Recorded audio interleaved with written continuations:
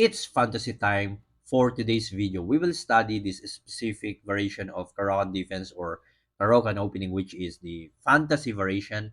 Let's go e4, c6, d4, d5. Since we will talk about or we will discuss this fantasy variation, we will not go with knight c3 or knight d2, e5 the advance, or e takes d the exchange variation. Instead, let's go with f3. The main reason, of course, is to make sure this f will replace the e4 after the capture to control the four squares. At the same time, to open the F file. If you are black, of course, you may decline the invitation to capture the pawn. Instead, you may go with E6, G6, or Queen B6. If you want more dynamic line, you may go with E5, which we can discuss or create another video for that line. But for today, let's go D takes E4, F takes E4. As I mentioned, these two pawns are controlling the four squares of the center and e5. This is a good counter attack for black. The intent is queen h4 check and attacking this pawn. So if you're white, don't capture this one. That would be a huge problem for you. So instead, just go knight f3, protecting the d4 and preventing any form of check from the queen. Bishop to g4, pressuring the knight, pinning down. Still, the pressure is on d4. You have to counter attack. If you're white, how will you continue this kind of pressure from black? Bishop to c4, the target is to have some tricky trap or tricky attack on f7. Trap at the same time because if black would capture here, there's a bishop takes f7, king takes knight e5 check, and of course attacking this bishop. If king e8, queen g4. White is very active here. Castling is coming. This rook is anytime to control the f file, the bishop. Okay, attacking the queen. So let's go back. So if you are black, don't capture this one. Knight f6 is also a problem because bishop takes f7, king takes, and then same idea, knight takes e5. Let's go back.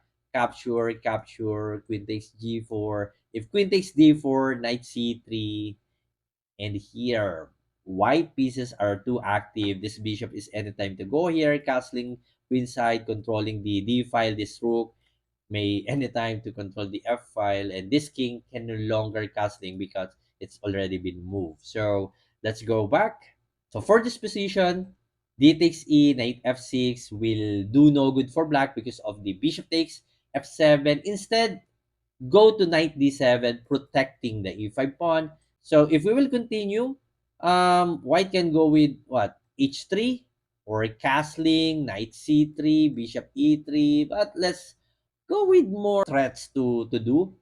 C3, the idea is queen b3, attacking the f7 and this b7.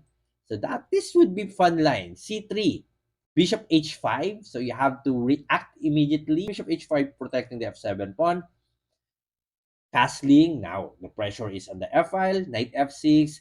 Black can also just to go with bishop d6, but let's go with knight f6, bishop g5, bishop e7, knight bd2, the last minor piece to develop for white.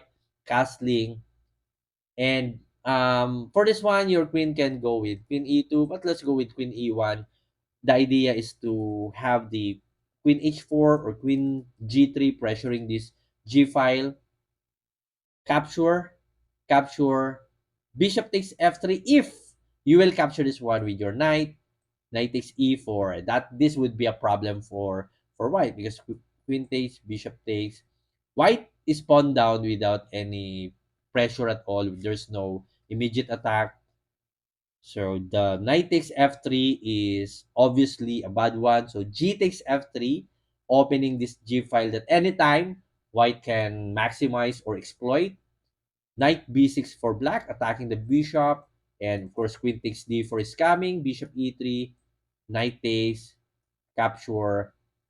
This is actually the 15th move of the game. If we will continue, queen d7. We will not discuss further. This is your opportunity to study what to do next for this kind of position. If you are playing white, playing black, this is good opening. So good luck to your chess opening study.